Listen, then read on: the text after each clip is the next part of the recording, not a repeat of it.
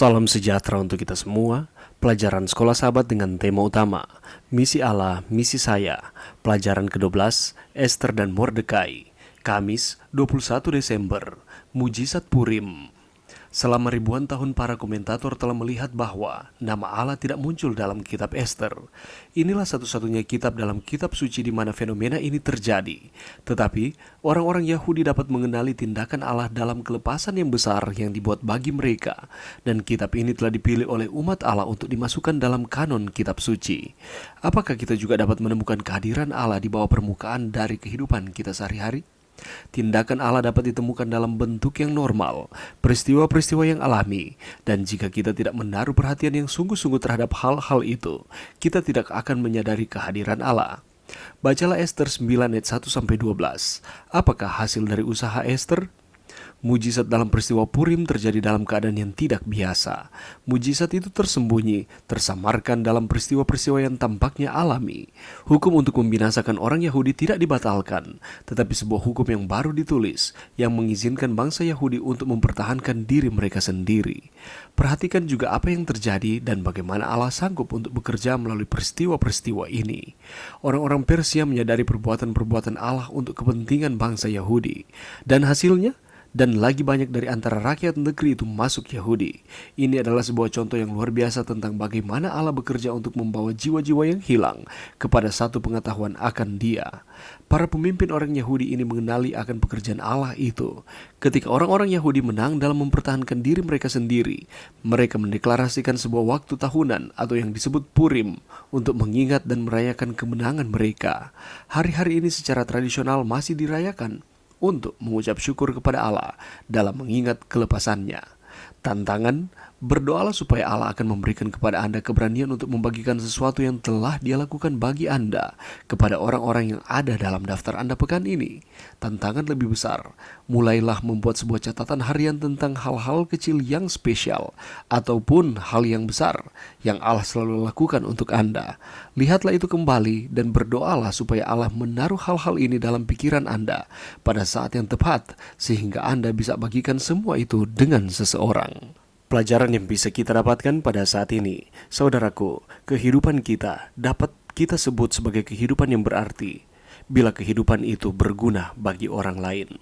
Seorang yang kaya dan berkuasa, atau seorang yang memiliki kemampuan yang hebat di atas rata-rata kemampuan orang lain, bila hidupnya tidak berguna bagi orang lain, maka hidupnya dianggap sebagai kehidupan yang tidak berarti. Orang yang hidupnya tidak berarti adalah orang yang keberadaannya tidak ada gunanya bagi orang lain. Sebaliknya, perhatikanlah bahwa ada orang-orang yang walaupun tidak memiliki kekayaan yang melimpah, hidup biasa-biasa saja di kalangan masyarakat, namun hidupnya berguna bagi orang lain. Dan walaupun ia sudah tidak ada lagi di dunia ini, tetapi banyak orang akan terus mengingat akan kebaikannya ketika dia masih hidup di dunia ini. Demikian pula yang dicatat di dalam Ester pasal 9 ini. Penetapan Hari Raya Purim membuat orang-orang Yahudi selalu mengingat kepahlawanan Ratu Ester dan Mordekai yang telah dipakai Allah untuk menyelamatkan bangsa Israel dari rencana pembunuhan yang dirancang oleh Haman. Hal yang menarik dari tindakan kepahlawanan Ratu Ester dan Mordekai itu adalah bahwa perjuangan yang mereka lakukan itu berbahaya bagi diri mereka sendiri, tetapi mereka berani mengambil resiko supaya bangsa mereka terbebas. Ester mempertaruhkan nyawanya setiap kali dia hendak berjumpa dengan Raja Ahasveros. Mordekai, yang saat itu adalah rakyat biasa yang sekaligus merupakan orang buangan, juga harus mempertaruhkan akan nyawanya ketika ia berusaha menggagalkan rencana busuk Haman. Karena kalau kita melihat di dalam pasal 9 ini mencatat proses penyelesaian terhindarnya orang Yahudi dari pembersihan etnis. Ini adalah peristiwa yang terjadi 8 bulan setelah peristiwa yang dicatat di dalam pasal 8. Dan lewat peristiwa di dalam pasal 9 ini menyatakan bahwa Tuhan tetap ada meskipun Dia tampaknya tidak ada.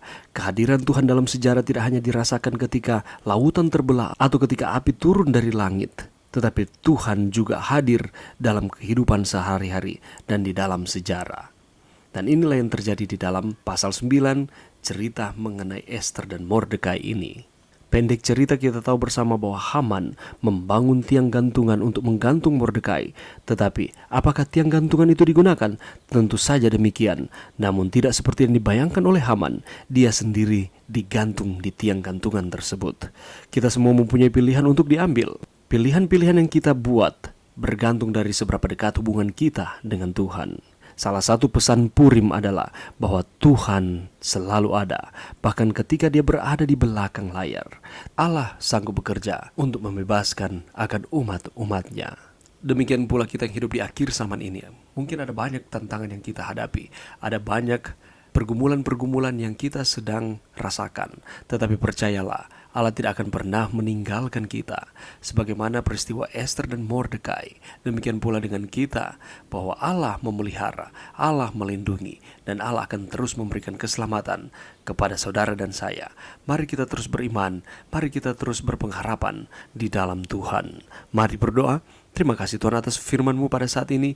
Bantu kami Tuhan untuk kami terus beriman kepada Tuhan di dalam setiap situasi kehidupan kami. Ini doa kami di dalam nama Yesus. Amin.